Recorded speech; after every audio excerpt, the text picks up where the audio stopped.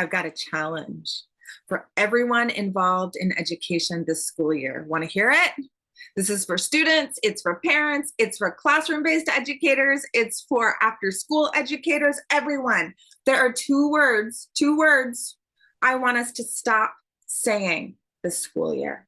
They are really hard to stop saying because they are so habitual as words that we use to talk about learning, but they not only don't communicate anything of use, but they actually communicate some really harmful messages to students around learning.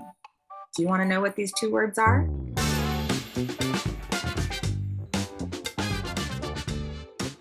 So I want you to hear a few different phrases that I know are said over and over and over again. And I want to see if you can guess what the two words are that I'm suggesting we all stop using. Are you ready?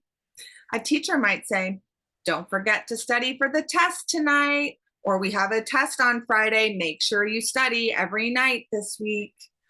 A parent might ask, have you been studying? Have you been studying? A student might say, I'm studying, okay? I'm reviewing the information. Everyone is talking about learning right now. But is anyone actually communicating anything of value related to how to learn? I want to suggest that we all take on the challenge of attempting to stop using these words, study and review. And for those of you who know me, I call myself a study skills expert, right? And I teach something I call the study cycle. So the word study is built in to the language that I use to talk to students about learning. The difference here is that study is usually only the first word I use when I talk about learning. It's not the last one. We add additional verbs and actions that a student can take in order to study. And my problem with these words, study and review, is not that they are bad necessarily, but we usually stop with these words and assume we are communicating something of value. But instead, what we're actually doing is planting an image in students' mind to study or review information in the way that they assume is best. And the way that we all assume is best, this is a textbook, is to open the textbook,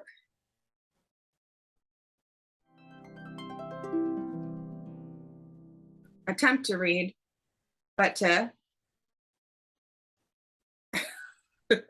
be constantly falling asleep, right? The act of review, the act of studying is often felt to be a boring action. And so no student is excited to do it. And the doing of it is often not very effective. So if we're not going to use these two words, what do we say instead? That's the question. I recommend that you either replace these words or follow them up with a strong verb that has a clear learning outcome. For example, when you say study, what is the learning outcome of that? Are you trying to actually test yourself to see if you've remembered vocabulary word definitions? Are you trying to pull together the common themes from the novel you're reading to get ready for the essay test in English? What is the learning outcome? Those are the words we should be using. Do you also represent a specific task in the strong verb you use? And very importantly, can this be visualized? Can a student close their eyes and imagine exactly what's going to happen when they go home that night to study?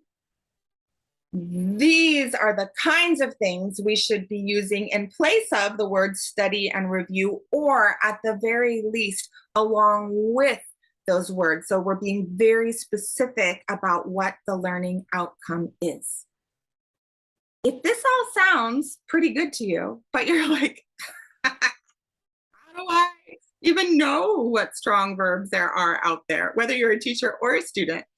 I have some good news for you. I am teaching a masterclass all about how to study strategically And I'm doing that at the end of September 2022. If you're watching this video before then, you can sign up. Information is below. It's a very low-cost class. It's geared for teachers, but students and parents are very welcome to attend. I talk to everybody during the masterclass.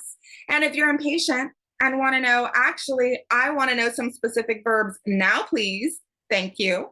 You can go to gretchenwegner.com/study, and I have a downloadable designed filled with charts that tell you specific verbs, specific actions, what the learning outcomes are of those actions. And you can download that again at gretchenwegner.com/study.